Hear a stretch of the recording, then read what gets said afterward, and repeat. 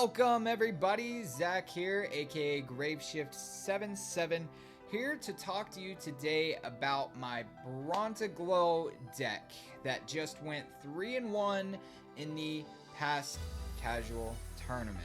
Now, Brontoglow is a really awesome, fun card and fun deck that I have been messing around with for the past month or so, basically since Frostfall released in the app. And this is a really fun, awesome deck to use. It's actually pretty strong, it's fairly consistent, and it's something a little bit different than your typical Thunder with Thunder Nexus and all that. So it adds a little bit of diversity, it adds a little bit more of an aspect to it that's not in Thunder Nexus. It's more of an aggro deck disguised as going wide, so it's really fun. It can play in a couple of different ways, and I really enjoyed it, and the results speak for themselves. So with that being said, let's get to the deck profile. Now, obviously, starting off, you're going to want your 2 Brontoglows, and you're going to want 3 Funglow. Now, this is a really cool, fun little package. Now, Funglow gives all Thunder Enchanted Elestrals +1 attack, so that's really big because with Funglow on board, your Brontoglow goes from being a 6 attacker to a 7 attacker, which is really cool because that puts it up against Cryoburn very easily. You can crash with Cryoburn. If you've got Mount Olympus on board, you have even more potential to go over things like Cryoburn, which is a huge threat right now in the current metagame. But another cool thing about this is Funglow, you know, when you cast Thunderstorm, you can special cast Brontoglow, so they're both on the board at the same time. But Brontoglow has this effect where you can disenchant a Thunder Spirit from your Funglow in order to suppress all Elestrals on your opponent's side of the field.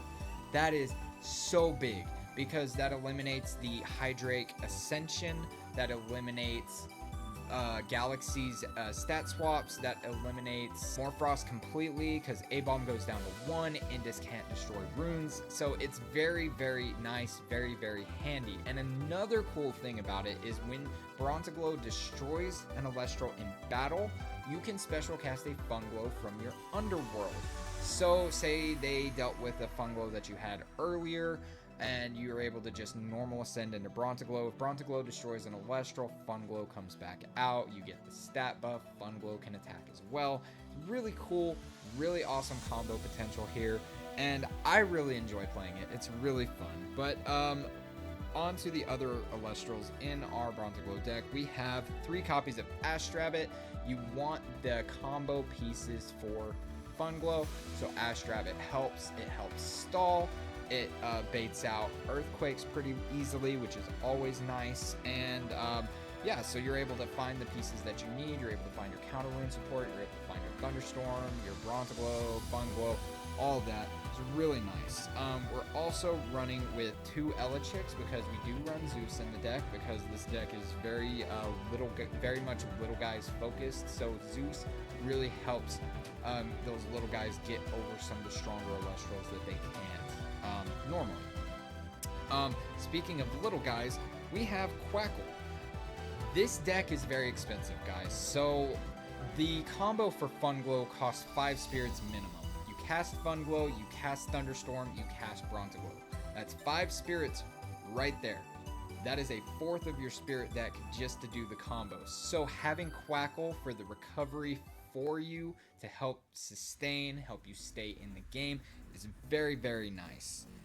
We are also running with little guys Platypulse. Now, Platypulse is really cool, especially with little guy support, because your little guys can hit over basically anything if you've got 4 Thunder Spirits on the board, because Platypulse gives -1 attack for every Thunder Enchanted Spirit on your board, which is amazing, guys. That automatically takes Viscerus from 5 to 1. Okay, now Funglow can destroy Abyssarus. It's crazy, man. Really cool potential here, but that might not be enough. So what we have here in a you're behind, needing to catch up kind of situation is Lavalith. Lavalith is huge because if you're behind and you really just need something to get you going and kind of reverse the tides of the clash, Lavalith comes out, pops a rune, 6 body attacker. It's really, really big in this deck, man. I really like running Lavalith in the deck. It really helps it out quite a bit, but it's very nice. Now, the Elestral package can be diversified quite a bit, so you can pull out Lavalith, you can pull out the Platypulse, and you can add in things like Abyssarus. I was playing Chaos the other day, and Chaos actually has Sonicore in his Brontoglow deck, which I didn't even think about. With Sonicore, that adds another Elestral that your opponent has to deal with, and they have to make a decision. Do they want that Funglow out there? Do they want the Sonicore still out there? It's really cool, and I think I might actually add Sonicore into this package just as a one-off, because that's actually pretty huge.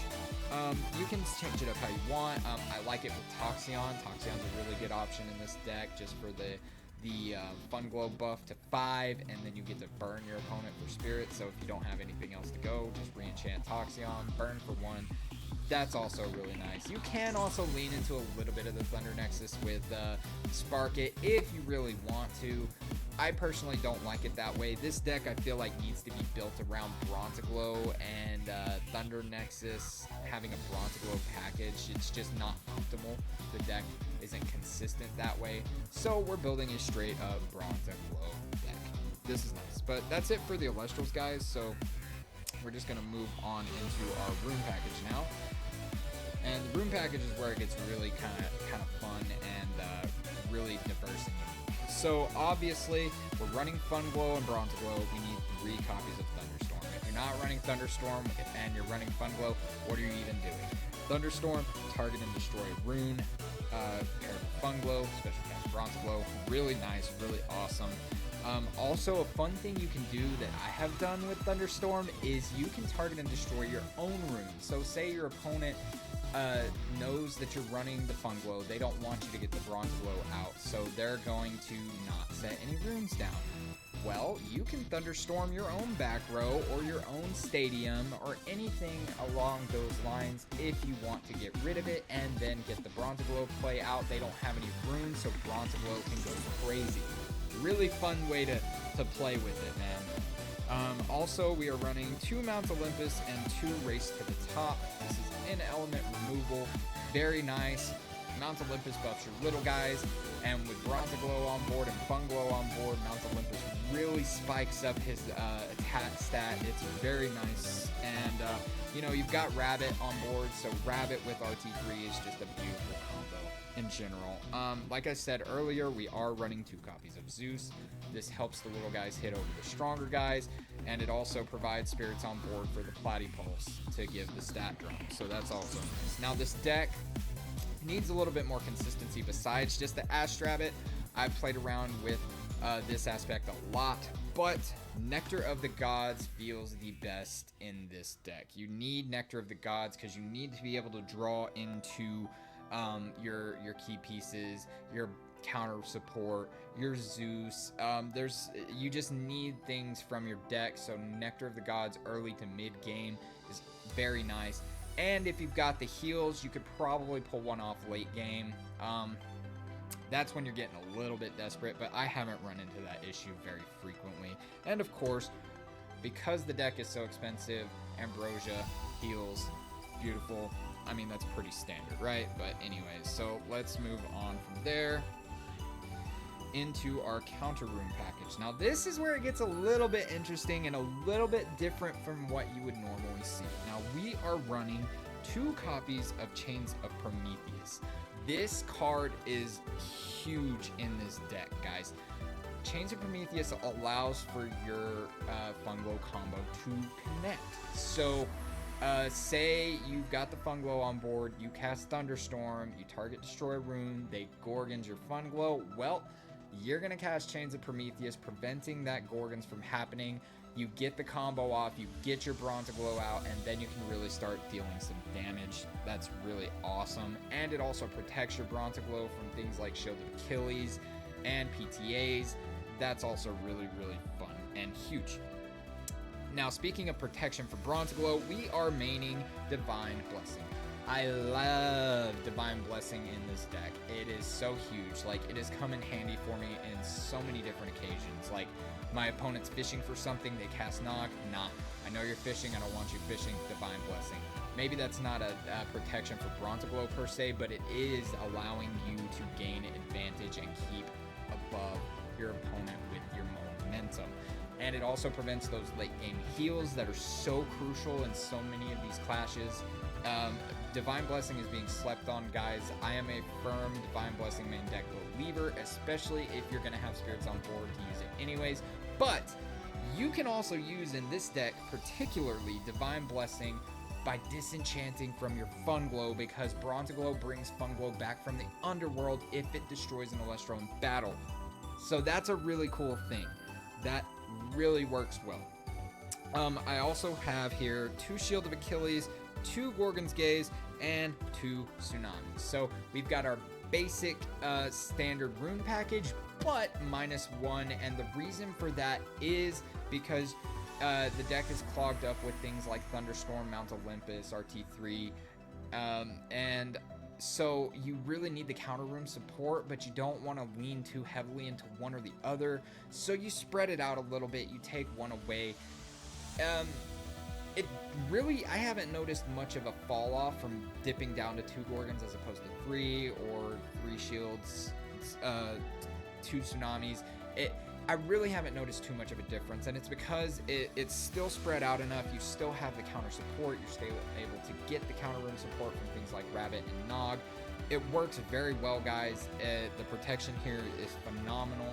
It allows for your combo to go off, and like I said, it's a go tall deck disguised as going wide. So it's very fun. It's very awesome. It's very unique. Now for our spirits,